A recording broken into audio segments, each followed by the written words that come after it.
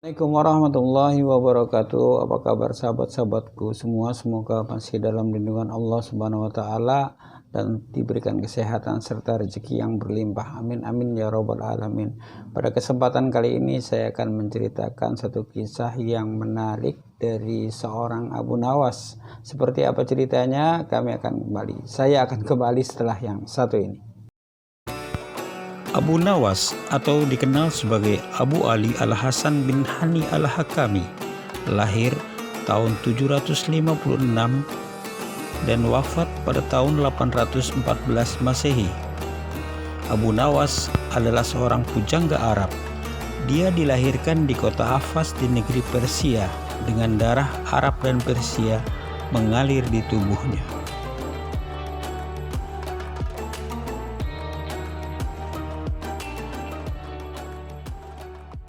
Dikisahkan pada suatu hari murid-murid Abu Nawas tengah berkumpul. Mereka berencana ingin datang ke hutan wisata.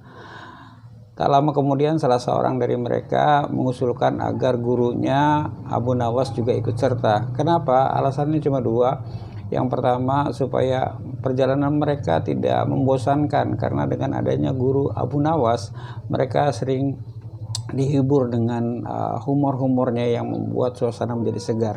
Yang kedua, apabila terjadi masalah di perjalanan, maka gurunya yang dipercaya Abu Nawas itu sangat cerdik dan pandai untuk menyelesaikan suatu masalah.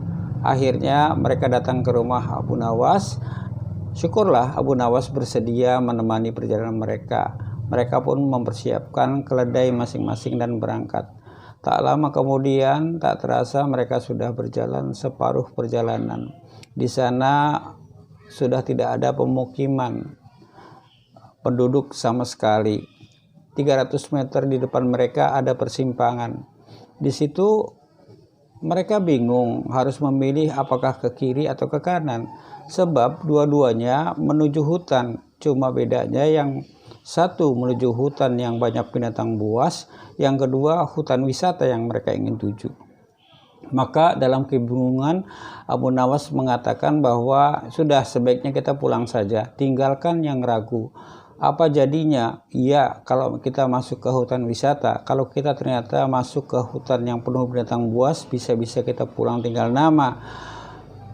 Tapi salah seorang dari muridnya Abu Nawas, "Tuan Guru, tunggu sebentar, dekat perempatan itu aku punya teman, 2 orang saudara kembar, mirip sekali dan tidak ada satupun orang yang bisa membedakan. Cuma bedanya yang satu berbicara jujur, yang satu tukang bohong."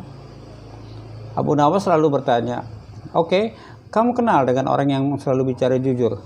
"Tidak kenal." "Bagaimana kita bisa tahu?"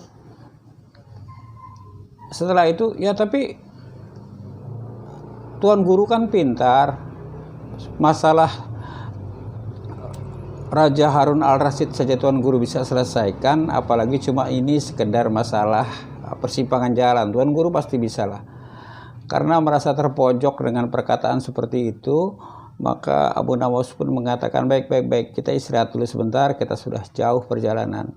Maka dalam waktu istirahat itulah Abu Nawas menggelar sejadah dan dia sholat 2 rakaat. Setelah itu Abu Nawas berkata, "Baik, kita datangi rumah temanmu itu ya." Maka tak lama kemudian Abu Nawas mendekati rumah itu. Begitu diketuk pintunya, maka keluar salah seorang dari saudara kembar itu. Maka yang lain menunggu agak jauh dari jarak Abu Nawas dan orang itu. Abu Nawas lalu berbisik kepada orang itu, dan orang itu pun menjawab dengan berbisik. Maka Abu Nawas terlihat dari jarak jauh, senyumnya lebar sambil tertawa mengatakan terima kasih, dan dia menepuk pundak dari orang itu. Kemudian orang itu masuk, lalu Abu Nawas keluar berkumpul dengan teman-temannya. "Kita jalan sebelah kanan." "Maksudnya apa?"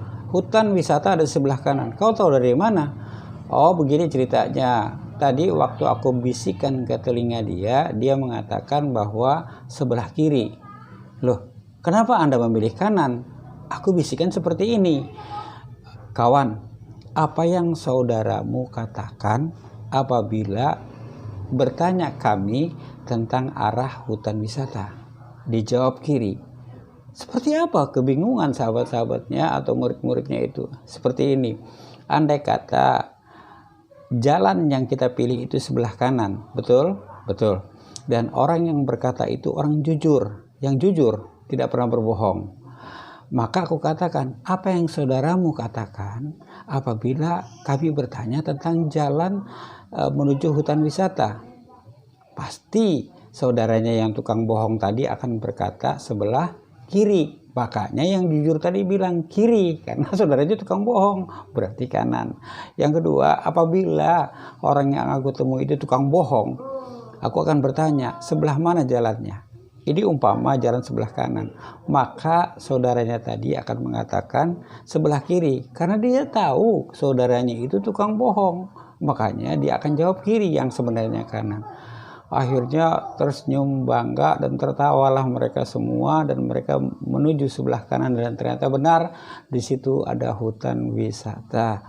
Moral cerita dari kisah ini adalah yang pertama, pada saat kita menghadapi kesulitan, ini dicontohkan oleh Abu Nawas yang cerdik dan lucu, bahwa sebaiknya kita melakukan sholat terlebih dahulu, minta petunjuk kepada Allah Subhanahu wa taala, bukannya pusing, bukannya marah-marah karena masalahnya, tapi kita dekatkan diri kepada Allah Subhanahu wa taala.